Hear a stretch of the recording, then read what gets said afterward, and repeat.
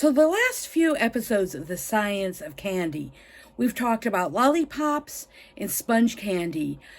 These are both types of sugar glass.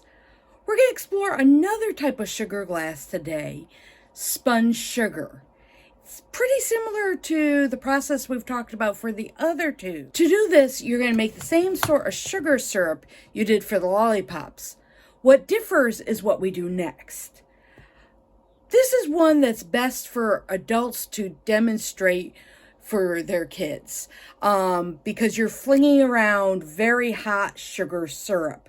But you can watch my video and see this demonstrated. And we're going to look at what forms out of this process and what this looks like under the microscope as well.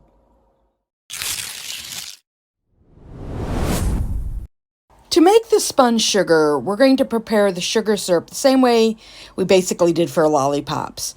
Then we're going to take a spoon or some forks, dip it in that, and then kind of swish it back and forth, leaving a trail of tiny, thin little sugar threads.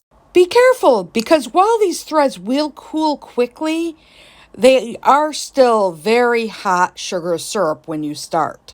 Spun sugar has a long history, being used historically to create elaborate sugar sculptures, and are still used today by chefs to create beautiful accents for desserts.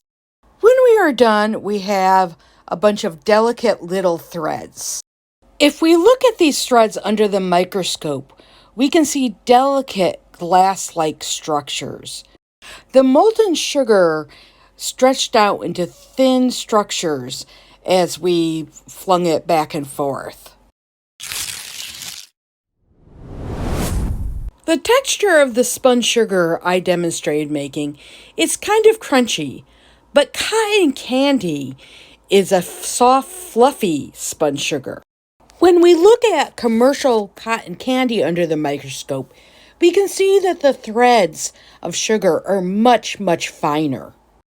In a cotton candy machine, the sugar is added and melted in a centrifuge that spins around and forces the sugar through small holes on the sides. This creates the small, thin strands of sugar we see and gives cotton candy the fluffy texture that we all know.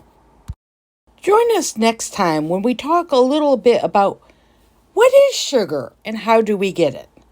I'd like to thank everyone for watching, and if you enjoyed this video, hit like and subscribe, and I'll see you next time.